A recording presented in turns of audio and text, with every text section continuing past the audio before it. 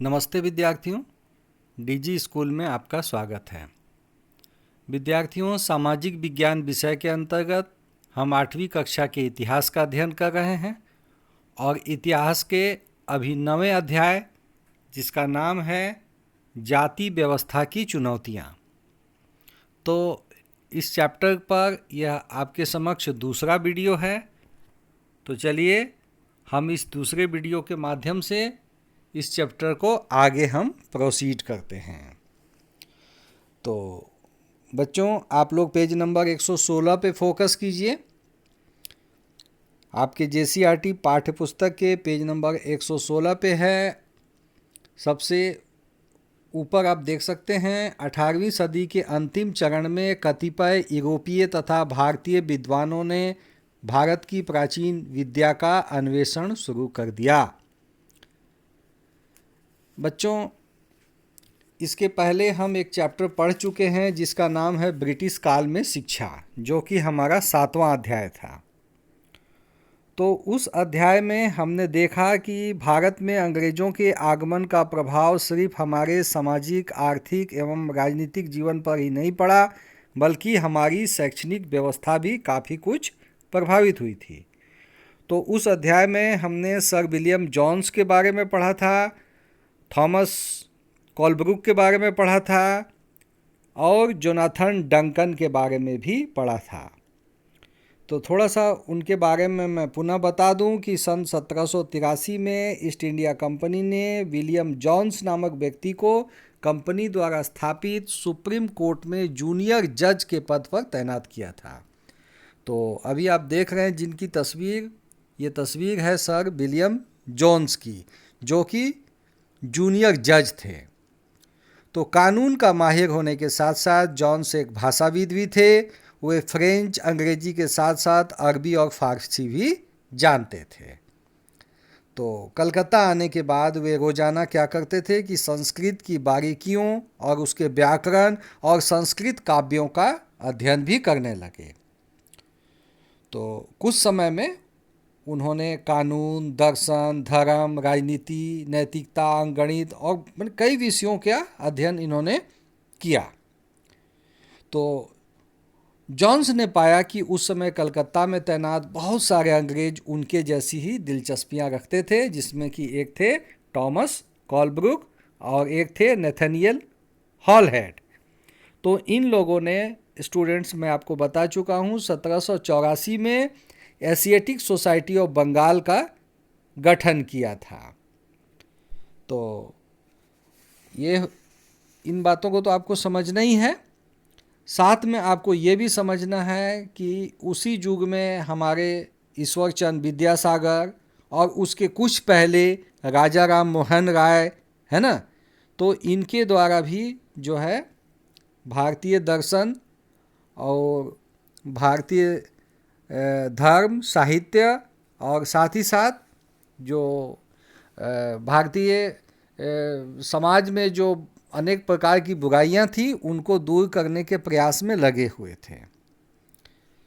तो चलिए स्टूडेंट्स, हम लोग ध्यान से इसको देखते हैं। 18वीं सदी के अंतिम चरण में कतिपय यूरोपीय, अभी यूरोपियों का नाम तो मैं आपको बता दिया स्टूडेंट्स, तो जैसे उसमें फिर से आप नाम सुन लीजिए। एक थे थॉमस कोलब्रुक, एक थे नेथनियल हॉलहेड और एक थे सर विलियम जॉन्स।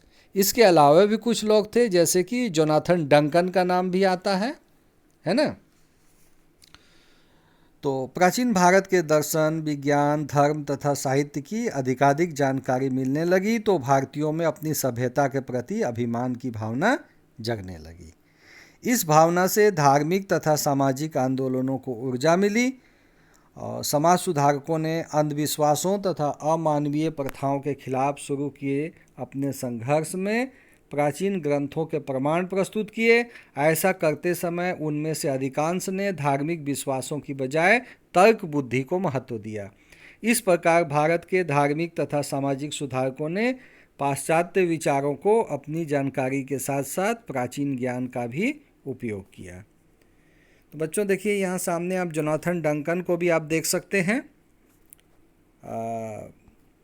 अभी आप जो बनारस में संपूर्णानंद संस्कृत यूनिवर्सिटी देखते हैं ना स्टूडेंट्स। आपने यदि नाम सुना है तो ठीक है, यदि नहीं भी सुना है तो जान जाइए कि 1974 से जिस यूनिवर्सिटी को हम लोग संपूर्णानंद संस्कृत यूनिवर्सिटी कहते हैं, उसकी स्थापना जो है संस्कृत कॉलेज के रूप में 1791 में जोनाथन डंकन के द्वारा की गई थी। ठीक है, तो ये सब चीज़ें स्टूडेंट्स हमारे लिए इसलिए महत्वपूर्ण है क्योंकि जब हम लोग अपने भाषा, अपने साहित्य, अपने धर्म, अपने दर्शन, इन चीज़ों का जब हम अध्ययन करने लगते हैं तो हम लोग तर्क बुद्धि को महत्व देते हैं। और तर्क बुद्धि को जब हम महत्व देते हैं तो उस समय हमें लगता है कि क्या हम अंधविश्वास से जकड़े रहें, क्या हम जो जातिगत व्यवस्था है क्या उसमें हम बने रहें, और क्या हम जातिगत व्यवस्था के दोषों से क्या हम बाहर नहीं निकल सकते। तो चलिए इन्हीं सभी बातों का हम अध्ययन करते हैं इस दूसरे वीडियो के माध्यम से। तो चलिए पेज नंबर 116 के आप दूसरे पैराग्राफ पे फोकस कीजिए स्टूडेंट्स। देखिए वहाँ पे है 19वीं सदी में ईसाई प्रचारक आदिवासी समुदायों और निचली जातियों के बच्चों के लिए स्कूल खोलने लगे थे। देखिए 19वीं सदी में आप झारखंड में भी आप देख सकते हैं, रांची, चाईबासा, हजारीबाग, कोई ऐसा जगह नहीं है जहाँ पे कि ईसाई प्रचारकों के द्वारा विद्यालय नहीं खोले गए हैं। गुमला है ना, लोहरदगा, हर जगह है ना। तो 19वीं सदी में ईसाई प्रचारक आदिवासी समुदायों और निचली जातियों के बच्चों के लिए स्कूल खोलने लगे थे। इस प्रकार इन बच्चों को बदलती दुनिया में अपना रास्ता ढूंढने के नए साधन मिलने लगे थे। इस काल में बड़ी संख्या में गरीब लोग नौकरी की तलाश में गांव छोड़कर शहर जाने लगे। शहर जाने वाले लोगों में बहुत सारे निम्न जातियों के लोग भी थे। बच्चों एक बात याद रखिएगा कि हम जिस चैप्टर का अध्ययन कर रहे हैं उसका नाम है जाति व्यवस्था की चुनौतियाँ, है ना, अध्याय 9। तो जाति व्यवस्था की चुनौतियाँ मतलब आप मूल रूप से यही जानिए कि जो जातिगत जो समस्याएं हैं भारत में, जो वर्णाश्रम व्यवस्था के कारण जो चुनौतियों को झेलना पड़ता है इस देश में, मूलतः हम उन्हीं बातों को अभी फोकस कर रहे हैं। तो इसीलिए यहाँ पे लिखता है क्या, देखिए शहर जाने वाले लोगों में बहुत सारे निम्न जातियों के लोग भी थे। कुछ लोग असम, मॉरिशस, त्रिनिदाद और इंडोनेशिया आदि स्थानों पर बागानों में काम करने चले गए। गरीब निचली जातियों के लोगों ने इसे गांवों में सवर्ण जमींदारों के दमनकारी नीतियों और दैनिक जीवन में अपमान से बचने का एक अवसर के रूप में लिया। बच्चों इसको आप समझिए कि आप भारत के नक्शे में देख सकते हैं कि असम कहाँ पे है, एकदम सुदूर पूरब में है ना। आज का जो बांग्लादेश है उसके भी और उत्तर पूर्वी क्षेत्र में। तो उन सुदूर पूर्वी क्षेत्रों में लोग क्यों गए, उत्तर प्रदेश के लोग, बिहार के लोग, और यहाँ जैसा कि अभी आपको लिखा हुआ है कि हमारे टेक्स्ट बुक में कि ज़्यादातर गरीब जातियों के मतलब निचली जातियों के लोग, है ना, और जो कि सवर्ण जमींदारों के दमनकारी नीतियों से परेशान होकर के गए, और वहाँ जाने को उन्होंने एक अवसर के रूप में देखा कि वहाँ कम से कम हमें जमींदारों की दमनकारी नीतियों का और अपमान का सामना तो नहीं करना पड़ेगा, है ना। तो ये लोग असम चले जाते हैं जो कि आज भी हैं वहाँ पे। और उसी तरह से आप असम राज्य को देख सकते हैं, यहाँ विभिन्न जिलों को दिखाया गया है। आप स्क्रीनशॉट के माध्यम से आप इसको डिटेल्स भी जान सकते हैं। और बच्चों देखिए मॉरिशस को हिंद महासागर में छोटा सा हिंदुस्तान कहा जाता है। देखो बच्चों मॉरिशस कहाँ पे है, भारत के दक्षिण में आप देखिए हिंद महासागर है। उस हिंद महासागर के साथ ही साथ एकदम सुदूर दक्षिण की ओर चले जाएंगे तो आपको अफ्रीका महाद्वीप में आपको अफ्रीका महाद्वीप के पूर्वी दक्षिण पूर्वी क्षेत्र में मडागास्कर मिलेगा, और मडागास्कर के पास ही एक समुद्र में एक छोटा सा टापू मिलेगा जिसको हम लोग मॉरिशस कहते हैं। ठीक है, तो इस मॉरिशस में लोगों ने जाना पसंद किया, और ज़्यादातर वैसे लोग थे जो निम्न जातियों के लोग थे, और वहाँ जाना उन लोगों ने एक अवसर के रूप में देखा। अवसर के रूप में क्यों देखा? क्योंकि उन्हें ये लगा कि जिस अपमान का सामना वो बिहार या उत्तर प्रदेश में कर रहे हैं, है ना, या किसी अन्य राज्य में भारत में कर रहे हैं, कम से कम उससे तो उनको मुक्ति मिलेगी। तो सोचिए कितना दूर दूर लोग चले गए। उसी तरह से कुछ लोग त्रिनिदाद चले गए। बच्चों, आप लोगों ने वेस्ट इंडीज़ का नाम सुना होगा। ये वेस्ट इंडीज़ कहाँ है? कैरिबियन में है, अटलांटिक महासागर में, है ना, ये बहुत दूर है हमसे। तो वहाँ इन लोगों ने जाना पसंद किया।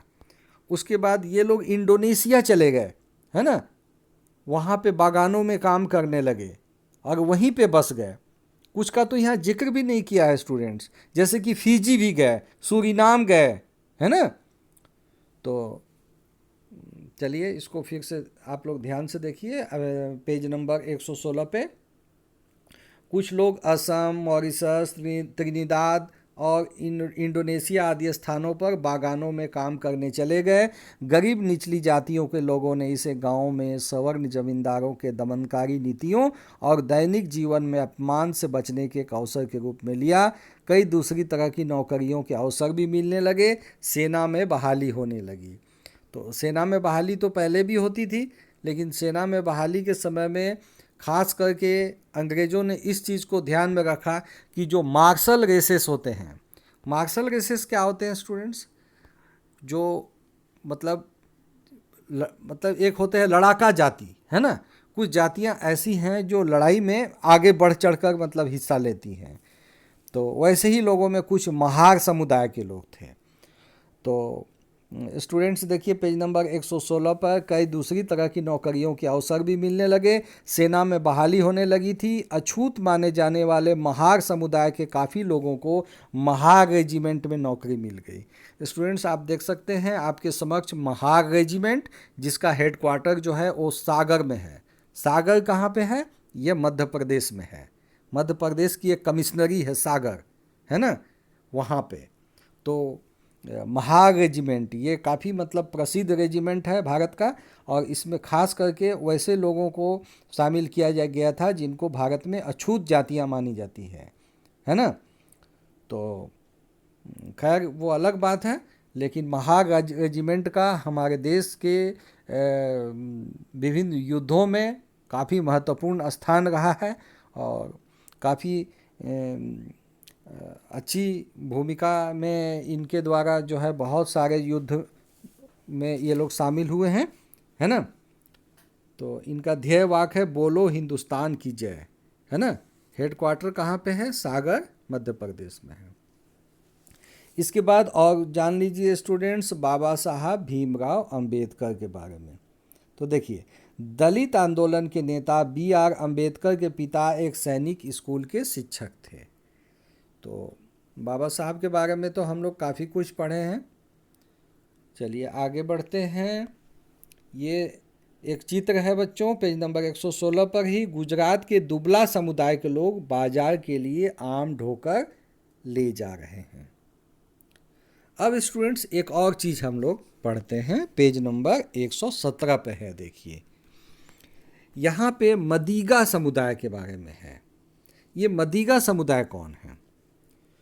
तो यहाँ पे लिखता है, देखिए, जूते कौन बना सकता है? चमड़े का काम करने वाले को परंपरागत रूप से नीची नज़र से देखा जाता है, क्योंकि वे मृत पशुओं का चमड़ा निकालते हैं जिन्हें गंदा व दूषित माना जाता है। पहले विश्व युद्ध के दौरान सेना के लिए जूतों की ज़बरदस्त मांग पैदा हो गई थी, परंतु चमड़े का कामों के प्रति जातीय पूर्वाग्रहों की वजह से, देखिए भारत में जातीय पूर्वाग्रह के कारण यदि अवसर भी मिलेगा तो दूसरे लोग जो हैं वो चमड़े का काम नहीं करेंगे। जो एक विशेष समुदाय है ना, जिसको हम लोग मोची समुदाय कहते हैं, वही जूते का काम करते हैं। तो खैर लिहाजा वे ज़्यादा कीमत की मांग करने लगे और उन्हें काफ़ी लाभ हुआ। वे पशुओं के शवों को साफ करने और चमड़ा तैयार करने और चप्पल जूतियाँ सीने में माहिर थे। तो बच्चों यहाँ पे आप जो तस्वीर देख रहे हैं वो है जूते बनाते मदिगा समुदाय के लोग 19वीं शताब्दी आंध्र प्रदेश। तो स्टूडेंट्स यहाँ पे आप देख सकते हैं Madigas are historically associated with the work of tannery, leather work and small handicraft. Most today however are business workers and agriculture labourers. आजकल ये लोग क्या कर रहे हैं, ज़्यादातर लोग या तो किसी फैक्ट्री में मजदूर के रूप में हैं या तो कृषि मजदूर के रूप में हैं। They are categorise as schedule caste by the government of India.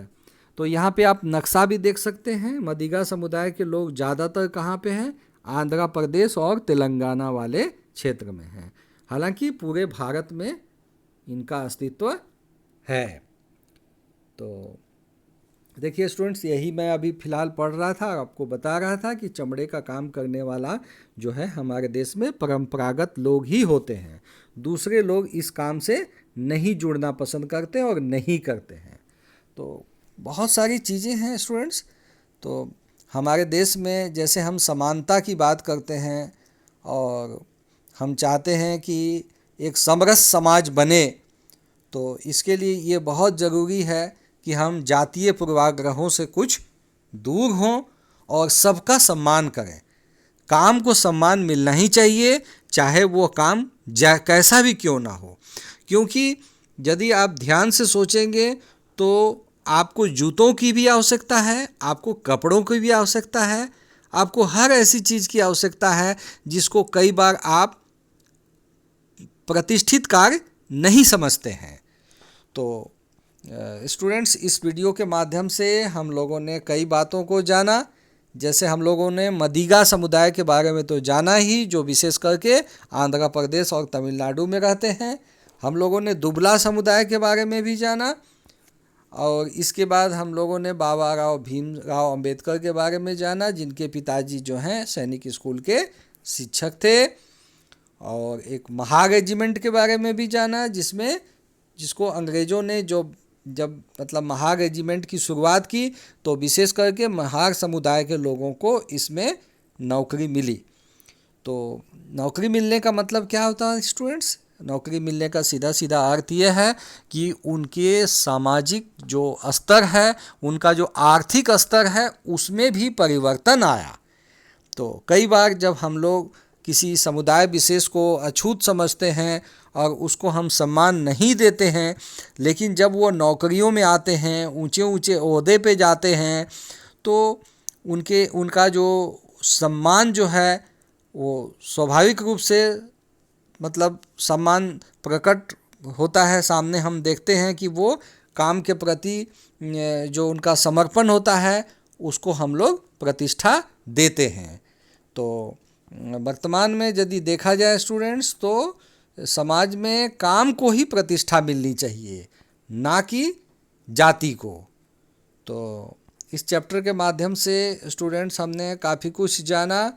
ये भी हम लोग जाने कि भारत के बहुत सारे निवासी जो हैं, जो निम्न जाति के लोग थे, वो हमारे ही देश के विभिन्न प्रांतों में और कई तो दूसरे देशों में भी कामगार बनकर चले गए और वहीं जाकर के वो लोग बस गए। तो इसके पीछे भी मानसिकता क्या थी? इसके पीछे मानसिकता थी कि वो अपमान से बच सकें और एक बेहतर ज़िंदगी पा सकें। तो ठीक है स्टूडेंट्स, इस वीडियो को मैं यहीं पे समाप्त करता हूँ और आप लगातार टेक्स्ट बुक के साथ बने रहिए। और जो महत्वपूर्ण नाम आ रहे हैं जैसे सर विलियम जोन्स का या थॉमस कोलब्रुक का या जोनाथन डंकन का, है ना, तो ये सब चीज़ें आप ज़रूर नोट कर लीजिएगा। सिर्फ सुनने से नहीं होगा, आप ज़रूरी बातों को नोट करते जाइए, तभी आप इतिहास की स्पष्ट समझ खुद में विकसित कर पाएंगे। ठीक है स्टूडेंट्स, जय हिंद स्टूडेंट्स।